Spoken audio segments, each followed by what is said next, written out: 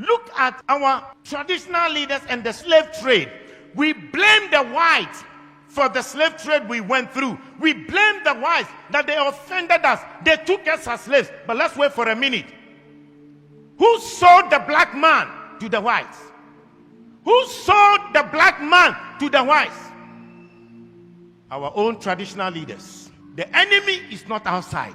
The enemy is within. If we are asking the Europeans to pacify us and also to apologize to us, our traditional leaders must be the first to apologize on behalf of their ancestors for the evil they have done against their fellow blacks. Look at our attitude towards the environment and the destruction of our water bodies. All our river bodies have turned into dark brown. And you know what they said? In the next 20 years, if we don't stop this illegal mining, Ghana, we will import water to drink. Yet we don't care. And Chinese, they will come from their country into our forest, destroy our forest, destroy our land, and illegally mine and damage our waters. How can they come if the traditional leaders didn't give them permission to do that? And in one instance, whilst they were dead, our military went there to protect them. Our own military that is supposed to protect us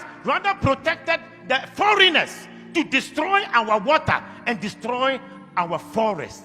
The enemy is not outside, the enemy is within. If you look at our own systems and structures in our country, we don't have a better system to improve the lives of people. Pastor, I was surprised when I read in China, they had a 10-year vision, and they said from 2011, their vision was that in 10 years from 2011, and 10 years from 2011 will be what year?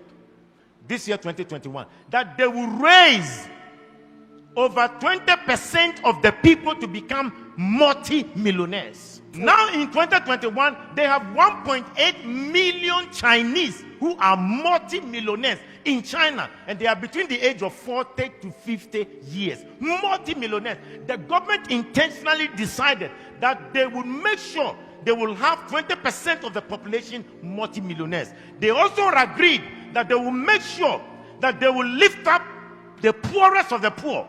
And they lifted 100 million people from begging to live a better life. But in this country, in our country, we fight our own businessmen. Our government will fight our business people. When they know that your business is thriving, and they know that perhaps you are not sympathetic towards the running party or the ruling party, they will fight you, collapse your company, and make you poor. When in China, they want to make the people rich. In Africa, we want to make our own people poor. The enemy is not outside. The enemy is within. Look at our African leaders. How much they stole, the money they stole away. We are told in Gambia, Jamal Yaha, he stole 11 million US dollars from his own country, Gambia. Sani Abacha stole between 1 billion to 5 billion dollars out of Nigeria. Hosni Mubarak stole 17 million US dollars in 8 years. The enemy is not outside.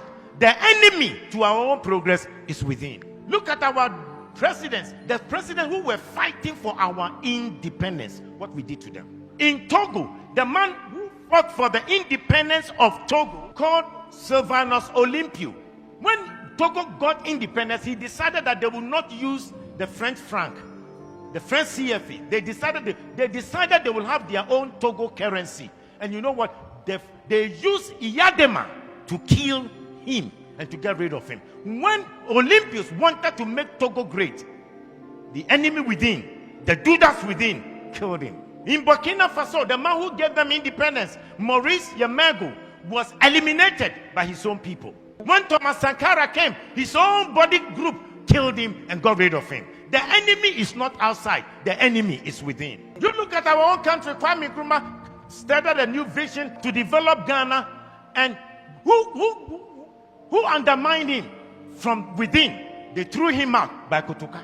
Today we celebrate Kwame Nkrumah, but their own Judas will damage him.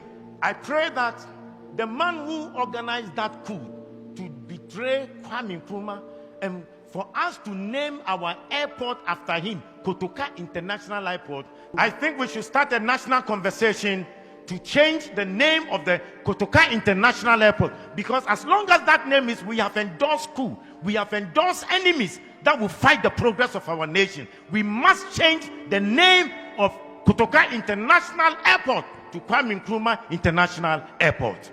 The enemy is not outside, the enemy is within. We need to ask God to give us a new character. Let's change our behavior and have new values. Because the person will be smiling with you, smiling with you, yet he will stab you at the back. How can you have a father who wants to destroy your life? Yet in Africa, we have governments that do not want to make the people or improve the lives of the people. When in overseas, their governments have created an environment for every citizen to be better. Why is it that our governments can't think about the welfare of the citizens? And we kill the businesses of our own people?